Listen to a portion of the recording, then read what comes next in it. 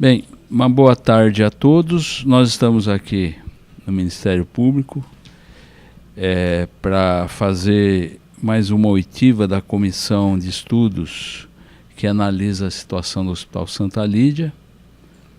Lembrando que nós tivemos já duas reuniões, uma com a Darlene Mestriner, que é a interventora pela Prefeitura, a outra reunião com o secretário da Saúde, Dr. Sandro Scarpellini, e optamos fazer essa terceira e talvez a última reunião com o Dr. Sebastião Sérgio da Silveira, que é o curador das fundações e que há muito tempo também acompanha a situação daquele hospital desde a mudança que ocorreu para se criar a fundação quando ela foi repassada para o município. De lá para cá nós tivemos problemas, todos sabemos, né? A ponto de que ocorreu até uma intervenção que se tornou necessária e que parece que acabou rendendo frutos, porque a situação do hospital melhorou, pelo menos pelo que nós levantamos lá na comissão de estudos, né? A Darlene apresentou lá os números, as melhorias. Lógico, ainda a situação ainda é um pouco delicada, mas bem melhor do que se apresentava anteriormente. E também nós, doutor Sebastião, preocupados um pouco com uma notícia que surgiu abruptamente na imprensa, de que o Santa Lídia se tornaria um hospital de retaguarda, né? E, para quem conhece o Hospital Santa Lídia há muito tempo, ele sempre foi um hospital geral, pequeno, mas com boa resolutividade. Sofreu mudanças, acredito que aquelas equipes que existiam realmente não existem mais, houveram muitas modificações, algumas para melhor, outras para pior, mas a preocupação era essa de não contar mais com um hospital que fosse integrasse a rede SUS, né? Principalmente na situação que nós temos com falta de leitos para internação. Isso nos motivou a fazer a comissão, aí eu, o Bertinho, o Mega e a Glaucia Berenice resolvemos fazer essa comissão para discutir melhor e entender melhor a situação. Mesmo porque parece que no fim do ano a intervenção deve acabar, né? O senhor vai confirmar isso ou não? E aí a prefeitura acaba tomando as rédeas da administração daquele hospital. E nós queremos saber quais são os planos, né? O que se pretende.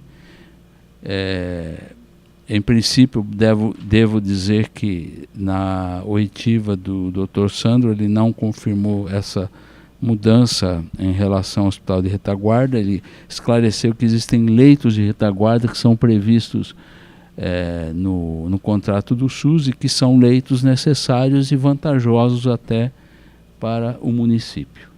Apenas isso. Mas existe ainda uma dúvida em relação ao que vai acontecer com o hospital na parte administrativa, gerencial, e aquela questão das contratações que foram consideradas, pelo menos até, parece que em primeira instância, né, inadequadas as contratações de funcionários e médicos pela Fundação Santa Lídia. Também temos notícia, depois os meus colegas podem confirmar, de que há uma intenção de se mudar o estatuto da fundação. E isso também gera uma certa apreensão, né, daquilo que vai se propor.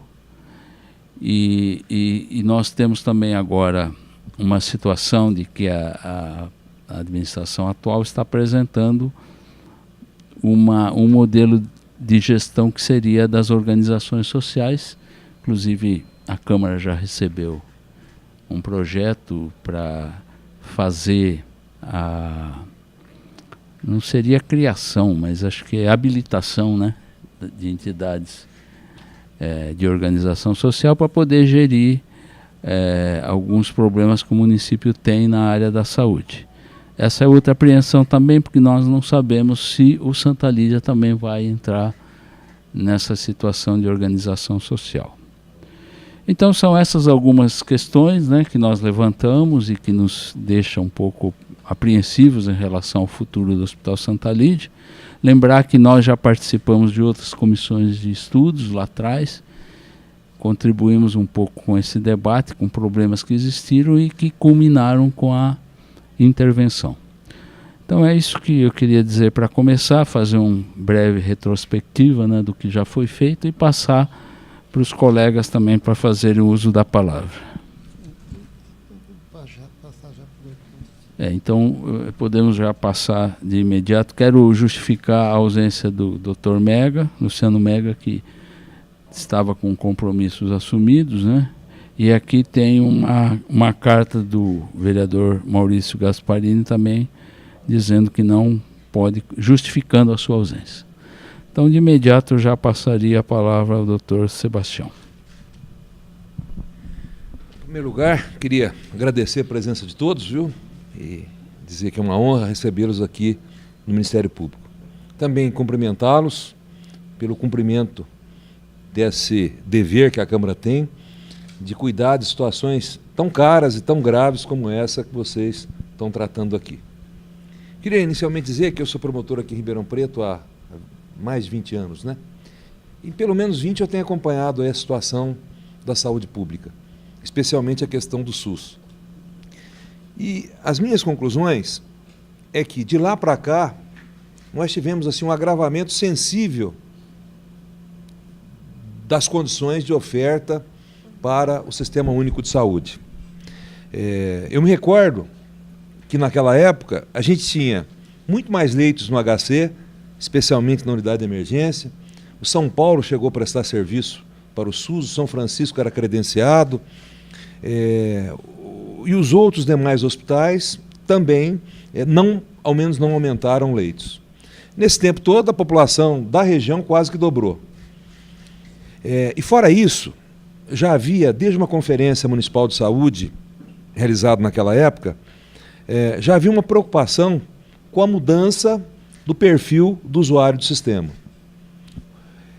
E naquela época, o que se previa é que a população sofreria um processo de envelhecimento. E, obviamente, que tratar uma população mais velha, o doutor Jorge sabe muito melhor que eu, é mais difícil, mais caro e demanda de mais recursos. Então, isso de fato aconteceu. E, fora isso, ocorreu uma coisa que nós não imaginávamos lá atrás, que foi o empobrecimento da população e, obviamente, um aumento significativo aí na procura do serviço do SUS.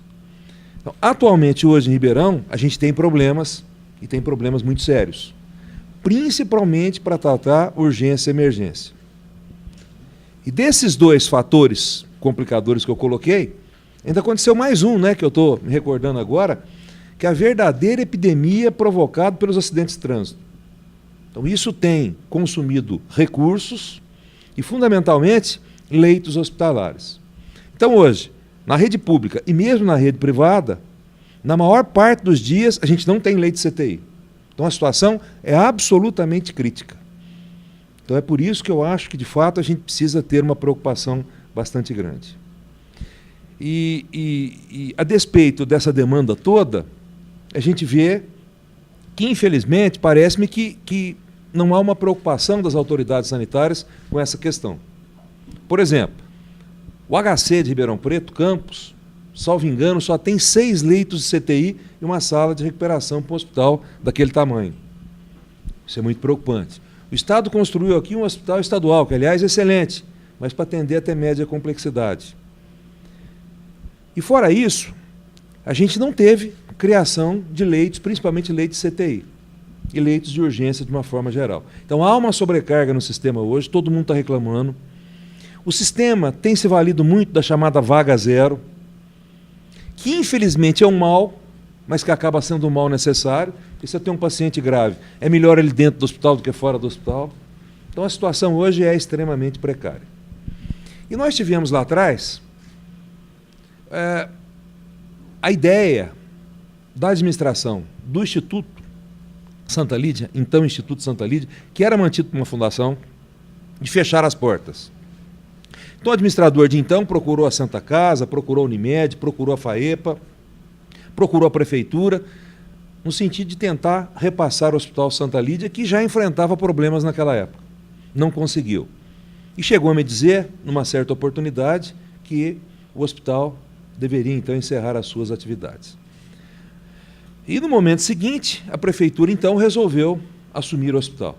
Isso eu acho que foi uma conquista da sociedade, porque o Santa Lídia nunca foi particular. O Santa Lídia sempre foi um patrimônio da cidade de Ribeirão Preto, que aliás prestou excelente serviço aqui em Ribeirão. Então eu acho que isso foi um ganho, a gente conseguir manter o Santa Lídias de portas abertas. Se não fosse por isso, a situação hoje seria muito mais grave. E aí a gente tem duas coisas diferentes. Primeiro, o hospital. Segundo, a fundação. Com relação à fundação, a fundação foi instituída por lei municipal. Eu acho que foi uma boa iniciativa de Ribeirão Preto. Infelizmente, a fundação não teve uma administração, eu vou dizer, rigorosa nos primeiros tempos, e isso permitiu que ela acumulasse um déficit bastante grande. E chegou ao ponto de ter um passivo maior do que o ativo, chamado passivo a descoberto. E isso é a única coisa que a fundação não pode ter. E foi por isso, então, que nós ajuizamos uma ação naquela época pedindo a intervenção na fundação. Então a primeira coisa era avaliar sobre a possibilidade ou não de recuperar, e se não recuperasse, a fundação necessariamente deveria ser extinta. Inclusive com a liquidação do seu patrimônio, que era o hospital. Quando os interventores assumiram, e eu comecei a tomar pé melhor da situação, a gente viu que tinha várias situações insustentáveis lá. Por exemplo, convênios particulares davam prejuízo para o hospital. Então, inicialmente, todas essas questões foram superadas e, posteriormente, foi feito, então, um plano de recuperação da fundação. Esse plano foi executado de forma bastante satisfatória e hoje a fundação tem uma situação, se não é a melhor, ao menos é absolutamente equilibrada, um patrimônio positivo, enfim. Então, eu acho que o objetivo principal de recuperar a fundação, isso foi conseguido. Agora, a fundação pertence ao município. E, obviamente, que ela tem que ser devolvida ao município. E acho que isso já poderia ter ocorrido. E só não ocorreu por quê? Porque eu acho que nós temos algumas pendências lá ainda. E a principal delas é essa que o vereador Parada mencionou, que é a alteração do seu estatuto, principalmente para não permitir que esses fatos ocorram no futuro. E a ideia principal é de amarrar as principais decisões da fundação em um conselho curador, ampliado, porque o conselho curador é muito pequeno, e que todas as decisões importantes da fundação precisem passar por esse conselho curador.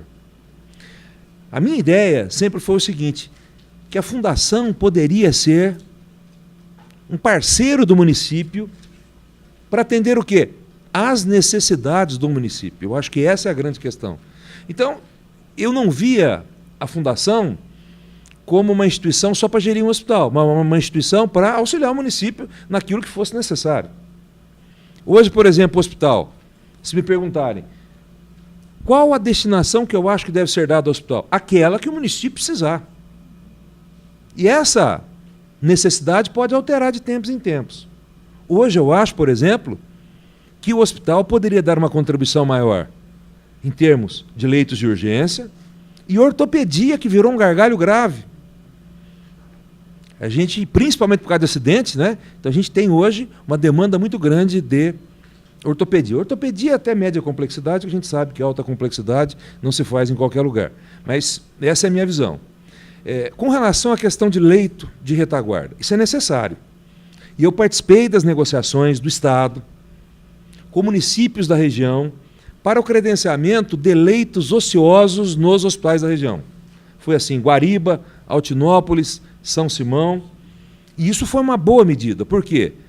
Porque isso retira pacientes que estão há muito tempo em leitos de alta complexidade, que vão ter cuidados paliativos em leitos de menor complexidade. Então saiu uma quantidade grande de pacientes, nós tínhamos, para ter uma noção, na unidade de emergência, paciente há 12 anos, ocupando um leito de altíssima complexidade.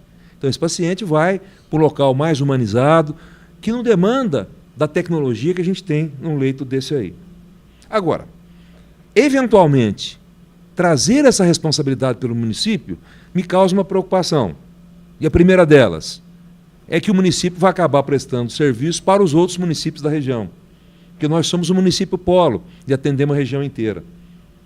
E fora isso, se o município se dispõe a fazer o que o Estado está fazendo hoje, é muito provável que o Estado deixe de nos atender nessas Santa Casas da região.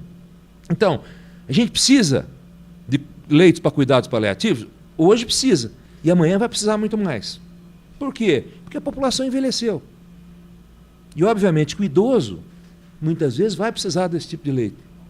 Então, eu acho que, necessariamente, a gente precisa pensar nesses leitos. Agora, se é o Santa Lídia a melhor opção, tem que ser uma avaliação feita pelo próprio município, pelos técnicos da área da Secretaria da Saúde, pelos médicos, enfim, os profissionais de saúde. Eu, pessoalmente, na minha modestíssima opinião, eu acho que o hospital pode ocupar um espaço muito mais importante. E pode hoje, por exemplo, nos atender nisso, aumentar o número de leitos de emergência. O que, aliás, parece-me que existe um projeto em andamento lá, fazendo um estudo a respeito disso. E leito de CTI é complicado porque é de 10 em 10, né, doutor Jorge? Para cada 10 leitos precisa de uma nova equipe. Né? Então seria o caso de dobrar os leitos lá. Pensando, por exemplo, em leitos de UTI neonatal, é praticamente o Santa Lídia que tem. E, aliás, tem um serviço de excelência reconhecido lá. Quer dizer, hoje é impensável desativar os leitos de CTI do Santa Lídia, principalmente aqueles lá da unidade infantil, por assim dizer. Eu conheço o hospital tem uma estrutura boa, a despeito de ser antiga, muitas reformas e muitos melhoramentos foram introduzidos lá, enfim. Então, eu acho que o município pode dar a esse hospital uma destinação muito adequada, de acordo com as suas necessidades. Mas, obviamente, que não me cabe dar palpite nisso, isso é uma função do prefeito, da Câmara, do secretário, enfim. Por isso que eu acho importante essa discussão que vocês estão fazendo, né? Agora, com relação à fundação e a sua inserção na rede pública de saúde, a gente sabe que o adequado é que todas as unidades funcionem com servidores públicos e que funcione bem, etc. Agora, hoje, eu vejo que é praticamente impossível manter todos os serviços exclusivamente com servidores públicos. Porque os servidores têm vantagens garantidas, asseguradas, férias, licença-prêmios, direito de faltas, etc. Então, eu acompanho há muito tempo a dificuldade que é organizar uma escala de urgência no serviço público. E o custo que isto gera para o município, que paga plantões de acordo com o que paga o mercado, porque se não for assim, ele não consegue plantonistas. E fora isso, na minha opinião, a Fundação cometeu um equívoco, que era a forma de contratação desses profissionais. Isso motivou também o ajuizamento de uma ação civil pública aqui na minha promotoria, cujo objetivo também era esse, a forma de contratação de profissionais.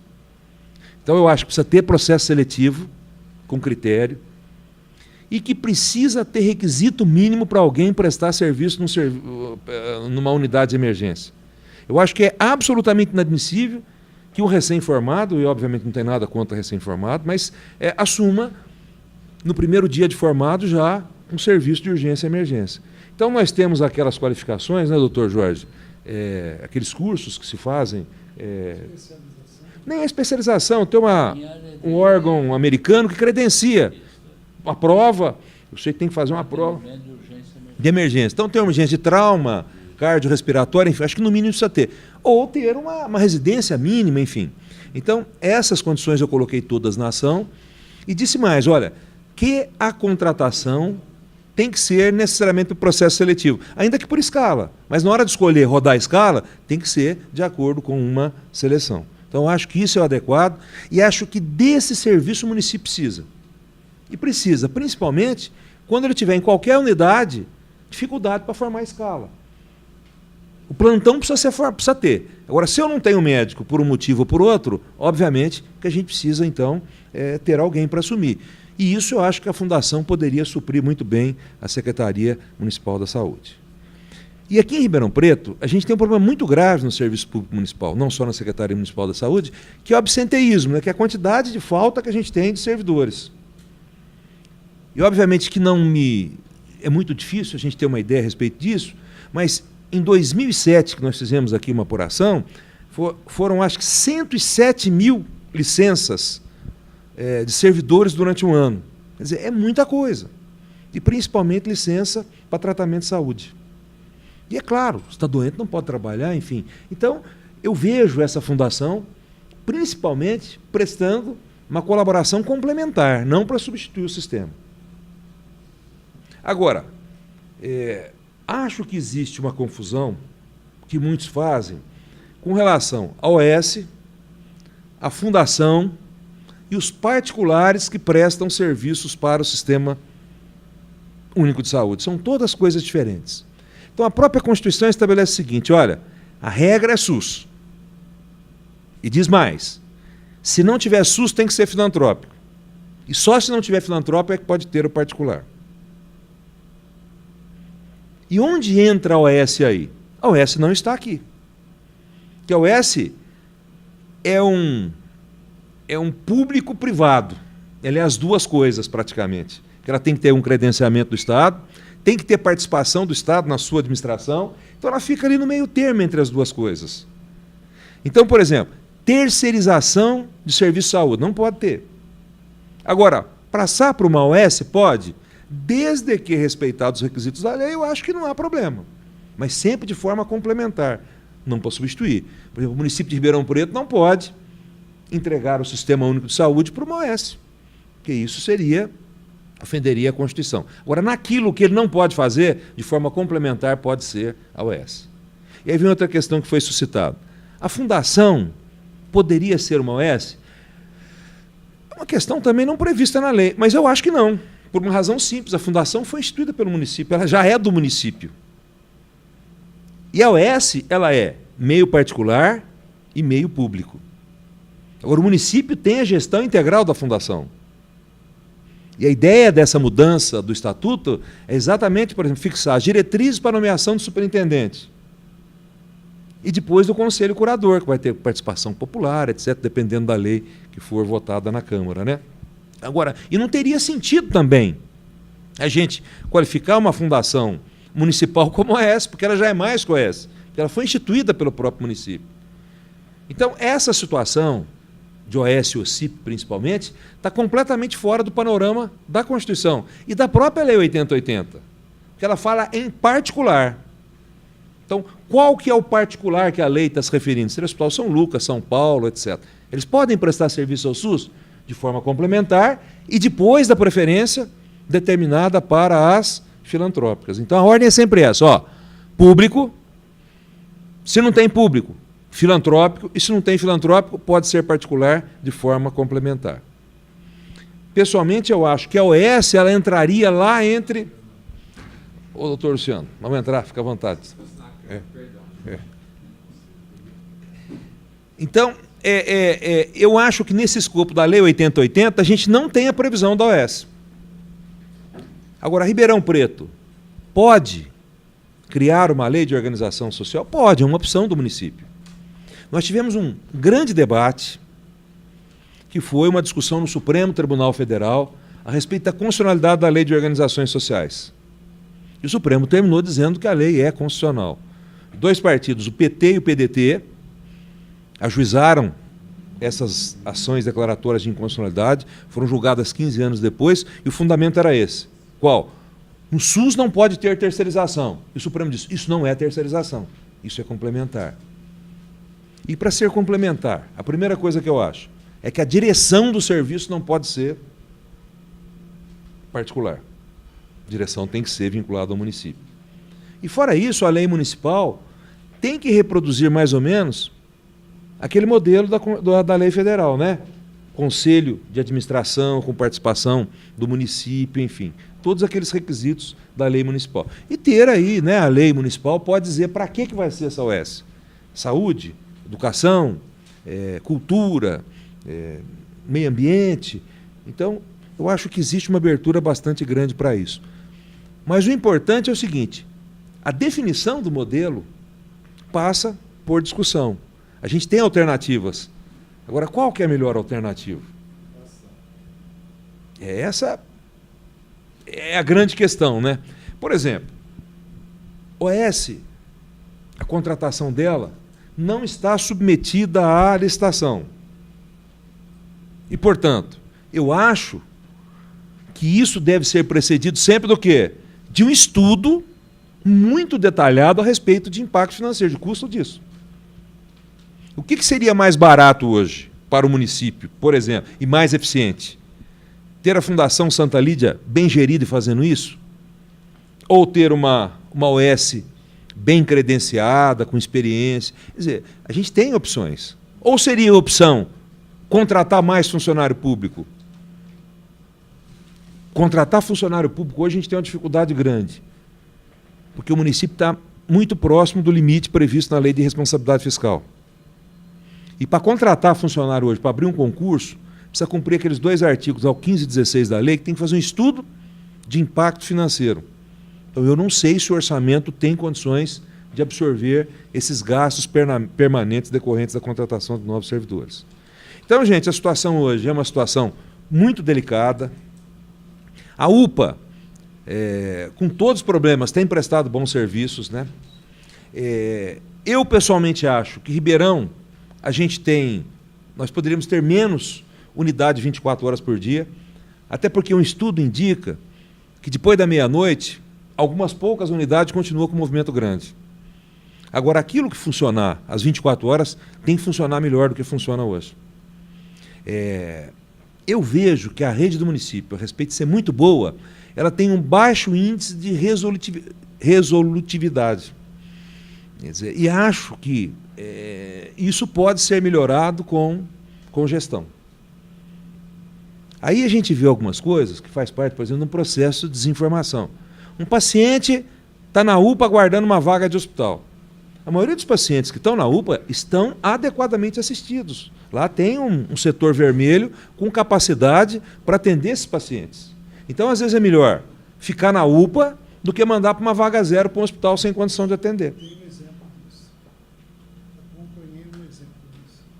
E às vezes a pessoa fica desesperada lá, mas está na UPA. A UPA tem o setor de urgência, o paciente pode ser estabilizado e pode permanecer lá enquanto aguarda uma vaga no hospital. Agora, a nossa retaguarda terciária hoje é péssima. E fora isso, a gente tem problemas todo dia de relacionamento da regulação com os hospitais. E fora isso, aqui nós cometemos um erro gravíssimo. Foi permitir que a regulação das vagas estaduais fosse para São Paulo. Isso tem causado problemas gravíssimos. A tal da CROSS em São Paulo. Recentemente, vereadora, me ligaram em casa num domingo. Era uma paciente queimada, que precisava vir para Ribeirão, da região, e não tinha vaga na unidade de emergência. E ela estava a vaga pedida na CROSS. Eu liguei nessa tal de CROSS, falei com tanta gente, ninguém sabia do que se tratava. Nós já tivemos um paciente nosso aqui, que foi contrarreferenciado com infarto para Presidente Prudente. Quer dizer, o cara olha no mapa lá, Presidente Prudente aqui, Ribeirão aqui. Quer dizer, isso, gente, nós estamos falando das melhores vagas. As vagas de mais alta complexidade estão as vagas da UE. Eu sempre defendi, Luciano, o seguinte: primeira providência que tem que tomar em Ribeirão Preto é a unificação da regulação. Eu acho que a regulação tem que ser uma sala, pode ter o regulador estadual, municipal, mas com painel, onde todas as vagas do SUS fiquem expostas, para o médico consultar. Quem está no leito número 10 da Santa Casa? Esse leito já foi desocupado? Porque eu acho uma burrice grande você ligar lá na Santa Casa e perguntar: você tem uma vaga aí? Não, eu tenho que saber que vaga é minha. Eu contrato os leitos. E essa questão do CROSS, tem que passar sim, senhora, desculpa. É porque é muito cantado em verso e prosa, né? O CROSS, né? Como se fosse uma coisa muito boa, né? Agora, se eu colocando essas situações, o município tem autonomia para fazer uma regulação própria, ou isso é um decreto estadual que determinou que fosse dessa forma? Isso foi feito por economia, vereadora. Não estou dizendo que o Estado esteja errado, mas para a localidade aqui é muito ruim. A regulação das vagas nossas era feita aqui na DRS. Aí levaram para São Paulo, que obviamente se diminui custo. Agora, São Paulo, ele tem uma visão macro, mas não tem uma visão micro, que é aquilo que está acontecendo aqui. Eu acho que isso... Eu posso dar um pitaco? Claro. Em relação à regulação, eu trabalhei 2 anos na regulação ali no DRS. E quando eu fui para lá, estava num processo de expansão, porque eles estavam criando estrutura para fazer o cross regional, mas naturalmente chegaram até colocar equipamentos, computadores, funcionários não faltavam na época, porque eles se comissionavam, alguns do Santa Teresa, outros de outros órgãos estaduais, mas a questão básica foi a questão de recursos humanos, porque o que o Estado oferece hoje a nível salarial não se tornou atrativo. Então o concurso que foi aberto para contratação não foi atrativo e não conseguiram preencher a vaga de médicos para o CROSS aqui de Ribeirão, que já funcionava e funcionava relativamente bem. Apesar de certas discrepâncias com a regulação municipal, funcionava bem para os municípios da região. Não tinha essas confusões que hoje ocorrem, que realmente são lamentáveis, né? Porque como é que pode um médico lá em São Paulo analisar um caso aqui do interior, um município de 600, um estado com 600 municípios? Então, isso aconteceu. E os poucos médicos que estavam lá foram se aposentando. E eu fui um deles. Eu me aposentei do DRS como funcionário estadual, então não trabalhei mais lá. Então são questões assim que eu acho assim, o Estado, o município não se prepara para isso.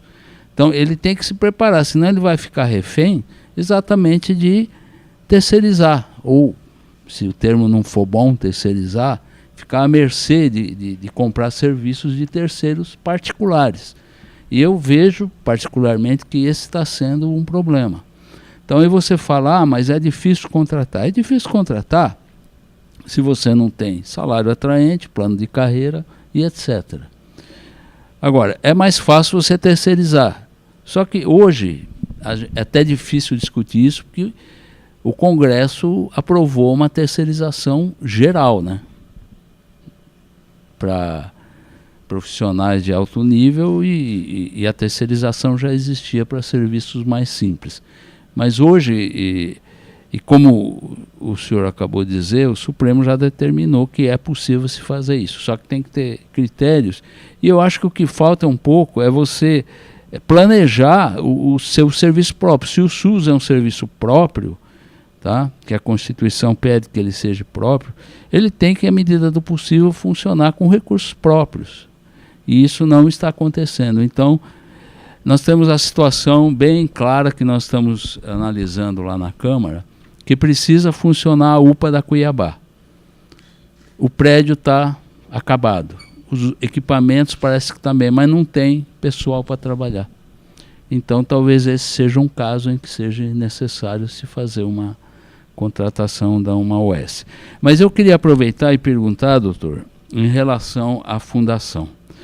A fundação, nesse momento em que se estuda uma mudança que é necessária realmente, ela não poderia se servir a intermediar esse tipo de contratação de profissionais, quando for difícil se fazer a contratação direta por causa dessas limitações, né, de lei de responsabilidade fiscal, questão salarial, que de uma hora para outra também, se você mantém um salário muito baixo por ano, você não tem como reajustá-lo de imediato. A fundação não poderia desenvolver um papel importante nisso? Só me permitir voltar um pouquinho à questão da regulação. A regulação hoje em Ribeirão provoca uma divisão muito triste, que a gente tem o paciente municipal e o paciente estadual. Então, os dois têm gerência sobre os recursos do município. Santa Casa, Benê, Santa Lídia. Agora, só o Estado tem gerência do HC. Então, nem sempre o paciente que mais precisa vai para o melhor leito. Outra coisa, quando eu falo em regulação, A minha ideia é que seria um complexo regulador para regular tudo. Inclusive, e principalmente, os outros serviços todos. Seria um órgão, então, com capacidade de inteligência para administrar os recursos de forma inteligente. Porque muitas vezes eu tenho uma fila hoje para fazer exame de 1 ano e tem paciente que pode esperar, outros não podem. E a fila é burra. A gente tem uma suspeita do tumor grave que precisa fazer exame rápido e a outra pode esperar um pouco mais. Então, isso seria uma função de um complexo regulador. Agora, o complexo regulador ele precisa ser único para não ter essa divisão. O paciente é do Estado, a vaga é do Estado. O paciente do município de Ribeirão Preto é outro tipo de concorrência. Eu falo sempre isso com gestores. Falei recentemente com o Ronaldo, que é diretor do DRS, e percebi que ele está muito mais hoje favorável a essa ideia, né? E o município, no passado recente, tinha intenção de assumir isso. A responsabilidade, então, de administrar esse complexo regulador. Então, vejam, vai alguém no município, na unidade básica de saúde, precisa de algo que não tem lá. Então, é emitida uma guia lá que vai para o complexo regulador do município. Chega aqui, não pode ser feito no nosso serviço. Aí eu tenho que contra-referenciar para o HC. O HC, quem faz a referência, a contra-referência é a DRS. Então, isso é uma coisa, essa burocracia horrorosa. E demora. Então, o ideal, penso eu, com esses recursos todos de informatização hoje, né, seria ter um complexo regulador para regular tudo isso.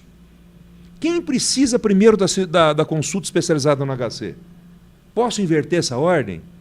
Né? Posso pedir um mutirão para fazer uma coisa ou outra? Quer dizer, eu acho que seria um órgão importantíssimo com essa capacidade de gerência e visão do sistema inteiro. Quer dizer, teria a competência, então, para gerenciar todos os serviços. E aí tem o serviço do Estado, o serviço do município e os serviços particulares contratados. Santa Casa, os laboratórios e tudo mais. Então, acho que isso seria excepcional. Com relação ao que o Dr. Jorge me pergunta, não há nenhum impedimento para que a Fundação possa fazer isso, como, aliás, já faz hoje na UPA. O que eu acho é que precisa organizar, e parte daquilo que eu pedi na ação já está funcionando hoje, divisão por setores, por cores, né? A parte crítica, que é a parte vermelha, só médicos do município estão trabalhando, isso é uma coisa importante, pessoas experientes, né? E agora, isso tudo depende do quê? Depende de uma decisão administrativa. Acho que essa decisão administrativa ela tem que basear em 2 coisas, entre escolher uma OS e escolher a fundação, por exemplo. Custo e eficiência. Posso fazer uma pergunta? Claro, à vontade.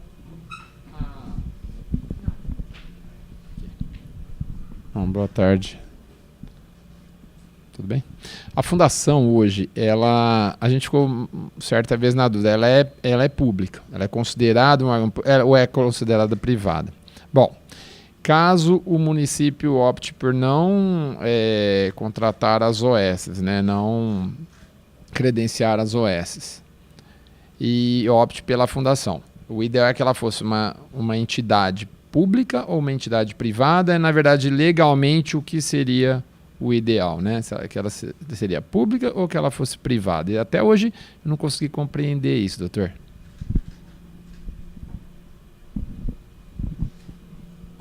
Eu tenho uma posição muito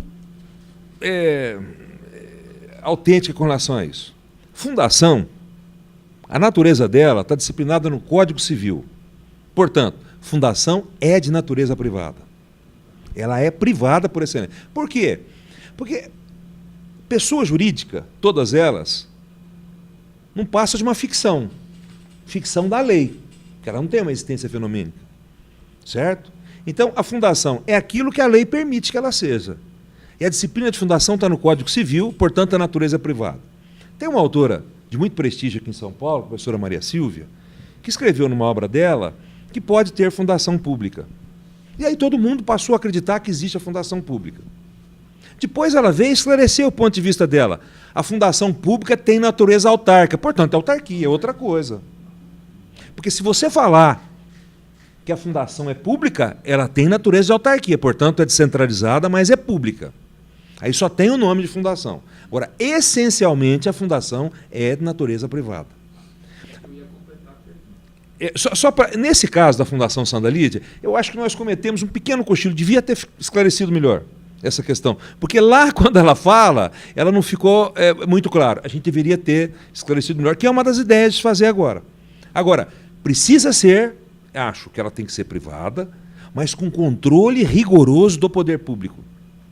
Não só na nomeação do superintendente, mas principalmente na forma de composição do seu conselho curador e na vinculação de todas as decisões principais da Fundação, contratação de pessoal, contratos importantes, tudo passar pelo conselho curador. Eu acho que esse é um cenário que a gente precisa mexer nessa Fundação, porque senão daqui a pouco entra um outro superintendente amanhã que contrai um punhado de dívida, um punhado de contratos deficitários e leva a Fundação à bancarrota novamente. Só então para completar, doutor, então, assim, considerando que ela deva ser pública, ela é pública e deva ser pública. Aí ela precisaria estar qualificada junto com outras OSS. E, na verdade, essa é a primeira pergunta. Precisaria qualificar? Não, pelo jeito não. A pública não. Tá. E ela não precisaria, então, concorrer com outra instituição. Ela sendo pública, isso exime o poder público de fazer um concurso.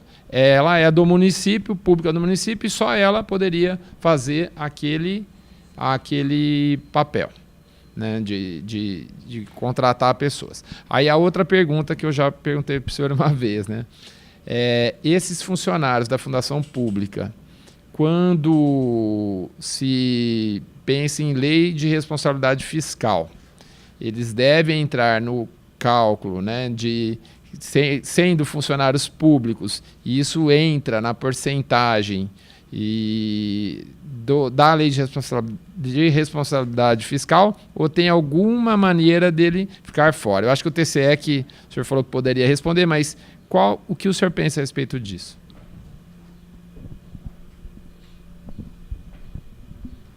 Eu acho que precisa ficar claro o seguinte, olha, os três tipos de pessoa jurídica que a gente está tratando aqui. Então nós temos o município como pessoa jurídica principal. E a grande imprensa faz uma confusão danada entre o público, o estatal e o paraestatal. Então, o município é a administração direta. O município pode instituir a chamada administração descentralizada, que está fora da administração do município, mas é inteiramente pública. Exemplo da ERP, autarquia. Então, quando a gente fala em estatal são as autarquias só. Aí nós temos o gênero paraestatal. Paraestatal são as empresas públicas, a sociedade de economia mista e as fundações instituídas pelo poder público, cuja natureza é privada, no gênero paraestatal. Daí por que, então, se a gente considerar que a Fundação Santa Lídia tem regime autárquico, ela é pública e, portanto, tem que contar tudo. E outra coisa, o regime de administração dela passa a ser errado, porque ela tem que se submeter à lei do orçamento, à lei de responsabilidade fiscal e tudo mais. Eu, pessoalmente, acho que não é possível ter uma coisa com um pé aqui e outro lá. Ou ela é pública, e aí pode ser, virar autarquia, ou ela é privada, e é fundação. Esse gênero paraestatal, empresa pública, sociedade de economia mista e fundações. Em regra, elas são privadas, se submetem aos ditames do direito privado. Só em algumas coisas que ela tem que seguir normas públicas, como é o caso de compras, etc.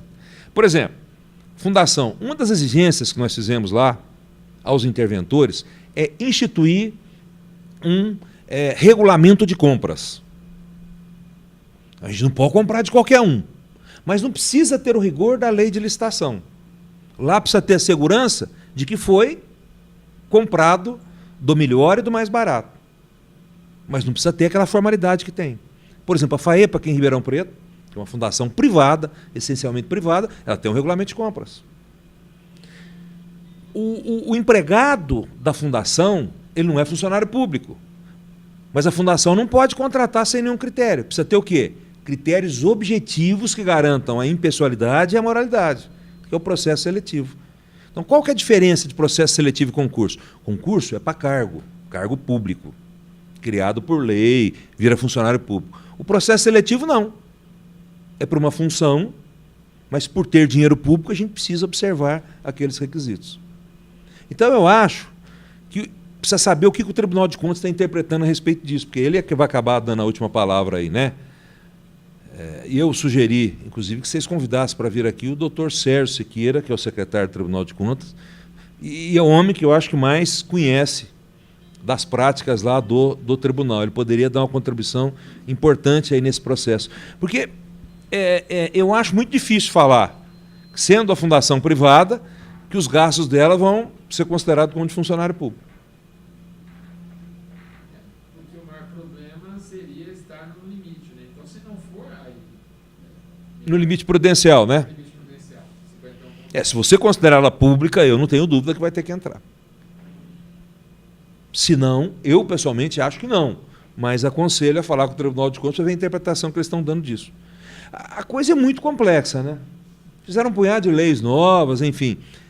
E apesar de não ser tão novas assim, a gente não tem ainda uma... O Supremo demorou 15 anos para dizer que a lei da OAS é constitucional. Então vocês imaginem como é que é a demora do Poder Judiciário para se pronunciar a respeito de um fato desse. Por isso que a gente precisa fazer da forma mais segura possível, e aí eu acho que entra o importante papel que vocês estão desempenhando, e acho que uma conversa com o Tribunal de Contas seria interessante para saber a opinião deles, né? E não gerar nenhum tipo de problema para a administração posteriormente. Eu até acredito que seja necessário essa orientação, porque já que vai se discutir, e o próprio secretário falou mudança na Fundação Santa Lídia, que ela seja direcionada para um destino que não tenha problemas, questionamentos, né? Porque me parece que a fundação realmente seria uma forma de um controle maior para direcionar uma política pública na área de saúde, né? E contornando esses problemas de dificuldade para contratar, contornando a questão, às vezes, do próprio concurso, né? O processo seletivo ele acaba sendo mais assim objetivo. E é uma realidade, realmente é difícil fugir disso hoje, né, na sociedade brasileira. Então, mas eu acho que tem que ter essa orientação, porque de repente a interpretação na análise das contas da fundação é diferente pelo Tribunal de Contas, aí vai gerar uma insegurança grande, problemas grandes. O senhor tem trocado algumas ideias com a atual administração a respeito dessa questão da reforma do Estatuto? Nós tivemos uma reunião, meados do ano, acho que o vereador Bertinho estava aqui, e naquela reunião já havia a nossa disposição de retornar a fundação para a administração municipal. Você estava também, Luciano? E a própria administração entendeu que não era o melhor momento porque precisava fazer essas adaptações. Inclusive negociar com a lei, com a Câmara, uma nova lei para alterar o Estatuto. Não sei se isso foi feito, eu fiquei afastado por um tempo aí para tratamento de saúde e não acompanhei, né? Mas essa era a ideia naquele momento da discussão. Sobre isso eu falei com o secretário, e o secretário e eu, nós não concordamos em alguns pontos com relação a isso. Inclusive, ele me ligou ontem dizendo que está pensando em organizar um evento para discutir essas questões todas, e me perguntou se eu me disporia a falar. Falei, claro, eu acho muito importante, né? Ele falou, a visão do Ministério Público. O Ministério Público não tem uma visão, ele tem visões. Eu tenho uma visão de Ministério Público, pode ser que tenha algum colega que tenha uma visão diferente, né? Por isso que eu falei, eu acho que a gente precisa envolver também o Tribunal de Contas, para dar segurança para a administração. Inclusive, para vocês, na hora de votar essas questões. Então, eu acho que se vocês estruturarem bem a Fundação Santa Lídia, instituir um modelo de governança adequado, que não permita desvios, essa fundação pode prestar excelente serviço. Por exemplo, já presta serviço na área de refeições, para a UPA, de lavanderia. Imagine se a prefeitura tivesse que fazer uma lavanderia em cada unidade de saúde. Para outros hospitais, exatamente. E pode prestar. Pode prestar, né? A fundação, se ela é de natureza privada, como a gente imagina que seja, eu gostaria de que ela prestasse serviço 100% para o SUS. Agora, se ela tiver como ter uma fonte de renda extra para colocar no SUS, melhor, também não há problema, né? Agora, são todas questões assim. Eu acho que hoje existem opções, felizmente, e que vocês podem dar essa contribuição importante, né? Vamos escolher OS, pode ser o CIP, que é um troço até menos, né? Posso ser a fundação e, eventualmente, de forma rigorosamente complementar, é necessário, é possível até que possa contratar particular. Agora, outra coisa importante, se reconhecerem que a fundação é pública, aí eles só poderão contratar OS se provar que a fundação não pode assumir. Agora, se a fundação é privada, como eu imagino que ela é, aí ela concorreria em igualdade de condições com a OS. Porque isso é da Constituição, né? Público, se não tiver público. Filantrópico, se não tiver. Mas ele entraria no processo de qualificação também? Eu acho que não precisa. O secretário, e obviamente que não estou dizendo que ele está errado, que é uma questão que não é. O secretário Sandro acha que seria interessante. Eu acho que não, porque ela já é do município. O que é... Ela só concorreria na hora da licitação, vamos dizer assim. Então não tem licitação para isso. Não tem. O que exige é um projeto e depois uma coisa que a fundação não tem, que vai precisar fazer, que eu acho importante, contrato de gestão. E os contratos de gestão feitos pelo Estado de São Paulo, na minha opinião, são bons contratos. Porque ele prevê a remuneração segundo 2 parâmetros: qualidade e o aspecto quantitativo. Então, por exemplo, o hospital estadual, para receber 100% da remuneração, ele precisa fazer 50 cirurgias por dia. Se ele fizer 49, recebe bem menos. E precisa ter 100% de aprovação de todo mundo que vai lá. Para cada 1% que caia, a remuneração cai também. Esse critério seria para os anos também, se era o caso que viu? Também. Seria também. Tudo. E outra coisa, né? Eu acho que o adequado não é entregar o serviço, mas sim ter a OS ou a fundação de forma complementar. Por exemplo, numa unidade normal, vocês conhecem mais que eu, Quintino. Sei que Quintino é um lugar que pouca gente gosta de trabalhar. Então, se está com dificuldade para fazer um plantão lá, você pode usar a fundação para contratar médico para o plantão, com esses critérios de seleção que eu mencionei agora há pouco.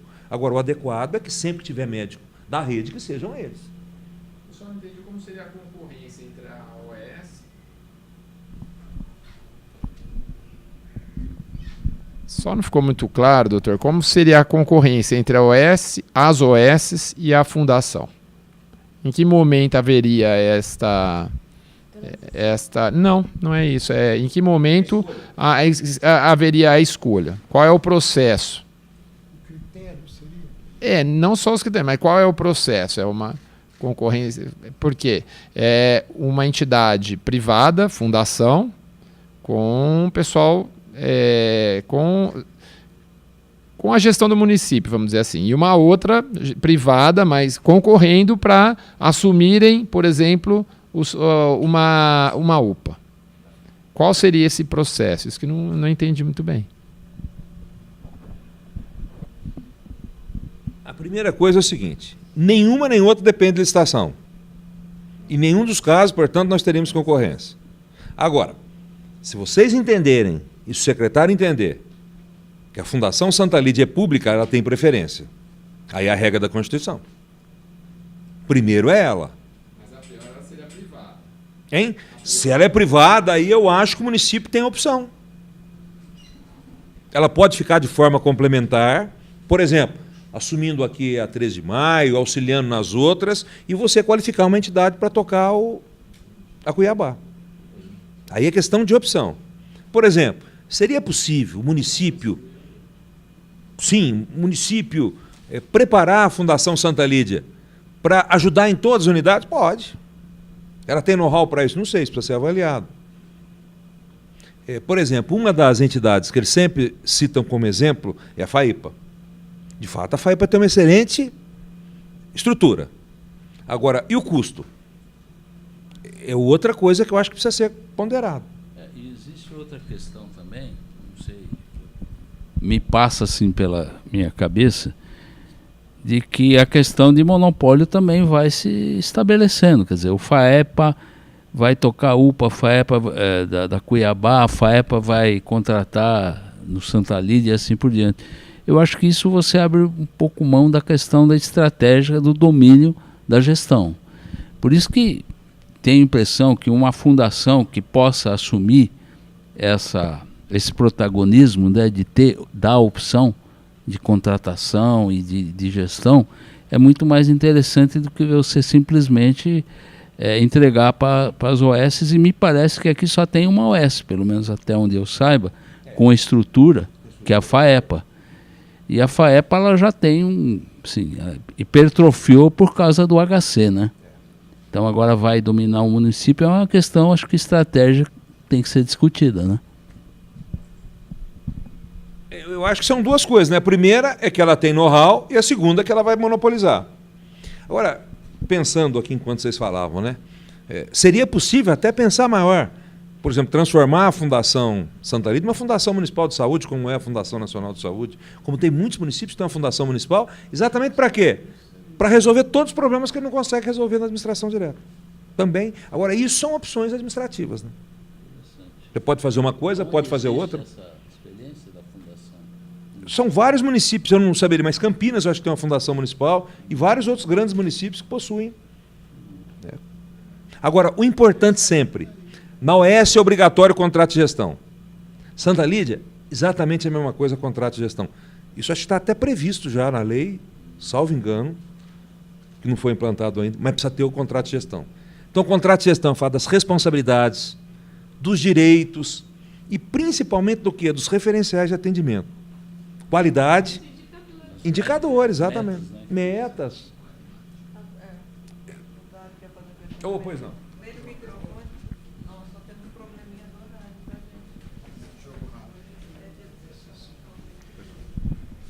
Boa tarde, meu nome é Dário Teófilo, sou assessor do vereador Papa. Nós fizemos um estudo sobre a questão das OS versus fundações, porque as fundações são bem vistas aos olhos do Movimento Sanitarista Nacional. E eu fiz alguns levantamentos, inclusive teses de doutorado, comparando OS com fundações. Eu posso compartilhar para os vereadores e para o promotor. Porém, uma das questões que eu observei, inclusive o Movimento Sanitarista aponta uma questão. Em OS, eles entendem que o movimento privado acaba tendo uma gestão sobre o serviço público, por isso que o movimento sanitarista não gosta das OS e entende que nas fundações a gestão ela acaba estando mais perto, próximo da gestão pública. Isso, para o movimento sanitarista, é importante, né? O movimento SUS estar com a gestão do SUS. Porém, existe uma experiência de uma fundação estatal na Bahia, que foi uma experiência maior, que pega uma outra justificativa, que é pela questão da lei de responsabilidade fiscal, que inclusive os gestores têm lançado mão das OS para conseguir ter maior contratação sem avançar aí no limite prudencial da lei de responsabilidade fiscal. E, se eu não me engano, houve uma decisão judicial entendendo que contratação por fundação, esses trabalhadores não saem da lei de responsabilidade fiscal e são contados, né, dentro desse, e isso também estaria impactando nessa conta. Então, eu acho que é um dado importante também da gente considerar. Isso que eu queria fazer esse comentário. Isso foi uma decisão do TJ da Bahia? Eu preciso consultar e encaminho para os senhores essa informação. Vou até pesquisar no Google agora, se eu souber, eu já falo.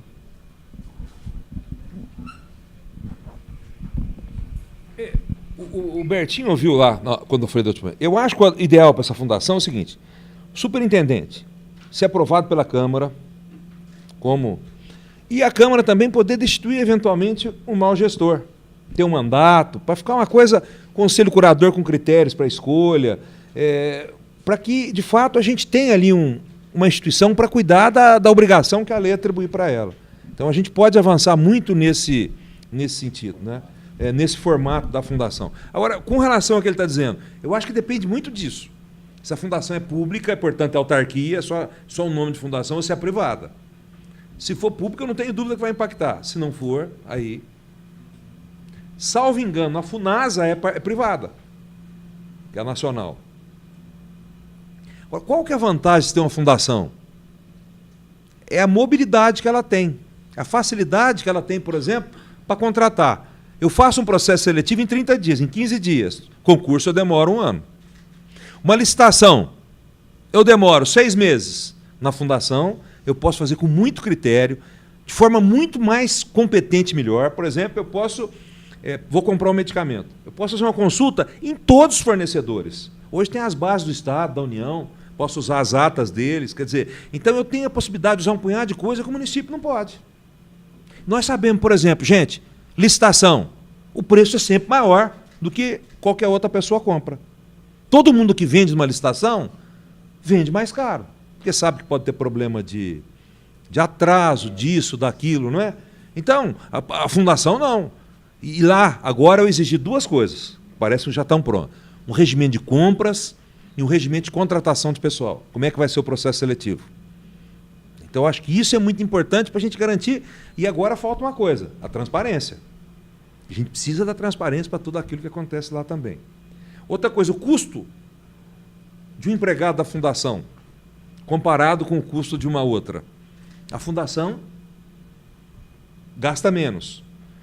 E, curiosamente, tem gente lá, aliás, o quadro da fundação é um quadro muito feliz por trabalhar lá. A grande preocupação deles, o grande patrimônio deles é emprego. Já fui diversas vezes lá, existe lá dentro uma unidade no sentido de quê? No Santa Lídia. Por exemplo, quando nós fizemos uma audiência pública aqui, inclusive com a Câmara, sobre Santa Lídia, para incorporar ou não, alguém levantou e disse, escuta, e o passivo de funcionário? Eu falei, eu acho que aquilo é ativo. Funcionário experiente é ativo, não passivo. Eu não vou mandar ele embora. Se precisar mandar embora, eu vou mandar por justa causa. Agora, o bom trabalhador experiente, isso é um ativo de... Tanto é que foi selecionado, né? Sim. Que Permaneceu. E eles, no curso do tempo, precisaram tirar muita gente lá, inclusive estão me noticiando. Aqueles que não se enquadravam, e tinha muita gente trabalhando contra. Nós tivemos coisas graves que aconteceram lá, mesmo durante o tempo de intervenção, está sendo apurado, né? Que não tem nada a ver com o interventor, mas desvios lá de empregados, coisas terríveis. Mas tudo isso parece que já está hoje numa situação adequada. Claro, pode ter erro, pode ter problema, vai ter, mas dentro de um patamar, né? Agora acho, olha, se a gente conseguir administrar bem aquele hospital, ele pode ser a diferença do Sistema Único de Saúde de Ribeirão Preto. São 100 leitos, 100 e poucos leitos. 120, né? O impacto disso é muito grande. Principalmente se for leito de qualidade, leite especializado para aquilo que a gente precisa. Então, acho que isso é a grande questão, né? Ela pode funcionar, de fato, como um anteparo ali para o sistema. Hoje, por exemplo, fosse eu o secretário, e obviamente que eu devo ter errado, porque eu não sou médico, né? Eu ia insistir para que lá nós tivéssemos mais leitos especializados em urgência e emergência. Que é a demanda hoje que nós temos em Ribeirão Preto. Pessoas sofrendo com fratura, que fica, não vai, não tem. É a nossa realidade hoje.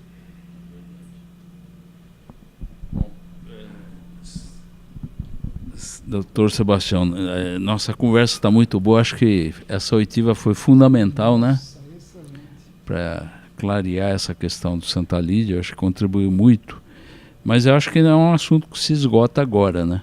Deu para sentir bem isso, que são necessárias mais discussões, né? Com o envolvimento da administração, da promotoria, dos vereadores. Eu acho que essa ideia de trazer o doutor Beraldo Sérgio Siqueira. O Siqueira é um sujeito, acho que é o mais antigo do tribunal, já tem mais de 40 anos lá. E é o secretário-geral, tudo passa por ele. Então acho que é o cara que tem a melhor visão lá. É importante. Ou um conselheiro, enfim, alguém do tribunal. Eu acho que nós podemos tomar essa atitude, né? A Câmara poderia convidá-lo. O Sérgio é muito fácil de conversar, um cara muito... Exato. Já teve, né? Já teve? Ah, é o título, né? Ele tem título aqui? Então, eu acho que, sim, queremos agradecer naturalmente, em função da limitação do tempo, daqui a meia hora começa a sessão na Câmara, E vamos manter essa discussão, que eu acho que a sua experiência nessa área como promotora, ela enriquece muito e vai nos direcionar para decisões que nós vamos ter que tomar, né? Porque forçosamente a questão das OS voltará, a questão da renovação do estatuto terá que passar por lá, então a gente quer estar mais preparado para tomar uma decisão mais correta.